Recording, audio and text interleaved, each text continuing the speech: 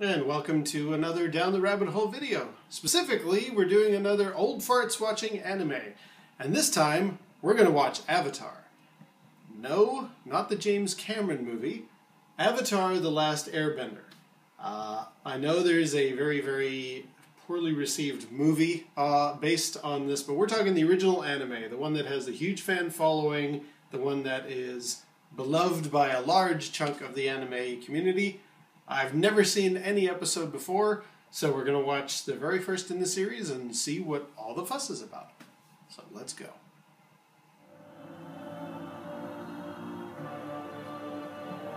Stop!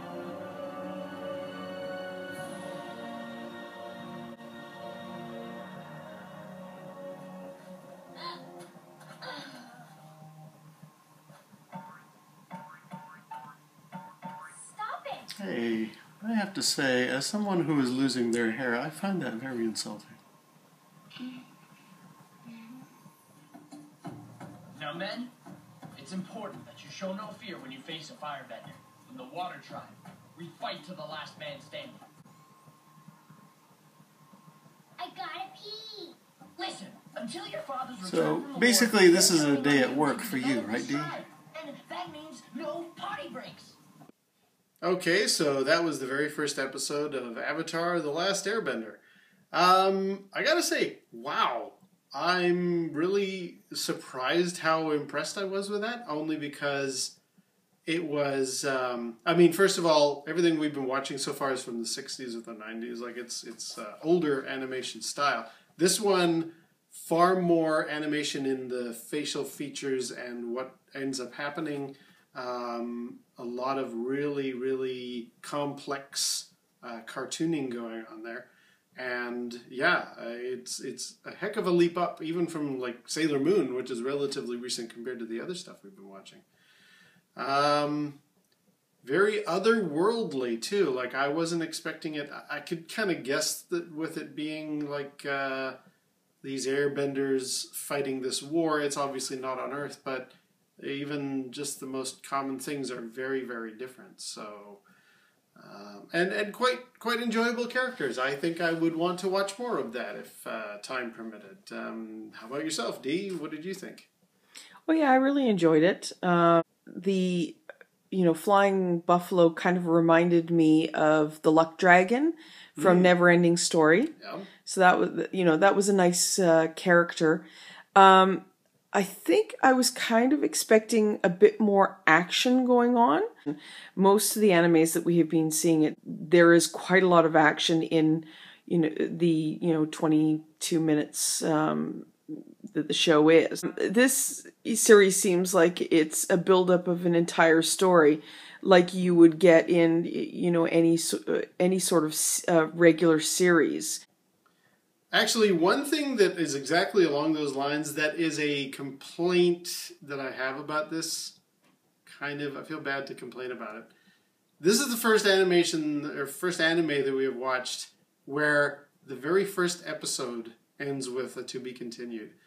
That seems a bit, I don't know, like, I've never been a big fan of to be continueds. It's okay further on in the series or when you've got like a cliffhanger like a lot of shows did, but in an anime, especially your very first episode like that, I don't know, maybe they're all like that, maybe they just always go on to be continued, but yeah, because most of the stuff that we have seen, each episode is an individual episode within a long story. Yeah, exactly. And so I'm used to that. Yeah, whereas this is like, a running, series, where, as you said, the story is to be continued. Mm-hmm. Yeah, I remember when the Matrix movies, the second and third one came out, when the second one ended and the credits rolled, it was very much a to be continued TV episode. And I just thought, that's pretty lame in a movie context. And I don't mind it in a TV show for sure. They've been around forever. But in your very first episode, that's a negative though.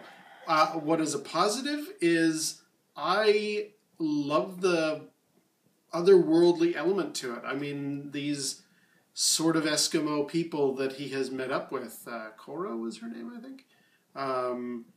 Their world is very different. And you even made the comment about the penguins. Yeah, that, penguins don't have two flippers. No, and they don't have like cat's whiskers and stuff. Like Yeah.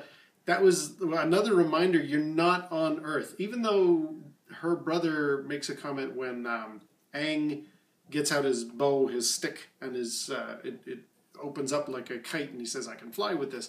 Korra's brother says something like, "Human beings can't fly." So it's like, okay, so is this the world or not the world? And they got a North and South Pole and stuff, so I guess if we were to watch more of the series, that would all be explained and stuff. But it's interesting because you've got these characters dressed in a very non-earthly manner, and so Aang must be like really resistant to cold temperatures because everybody else is bundled up in winter wear, and he's just sleeping on the snow with a simple little blanket over him and wearing summer gear. So I don't know. Regardless, though, I mean that's. I guess that's just part of the charm of the show. I really like the characters. I like how Aang is kind of a little wacky and scrambly, and he's actually in many ways a lot like Sailor Moon that we talked about earlier. Like, he comes across as a bit of a scatterbrain, but then there are certain sequences where he is showing, like his eyes are glowing and the arrow is glowing to show that he's now a fully powerful being, the Avatar. I guess that would all detail itself as the series rolls out. But Probably. hard to say.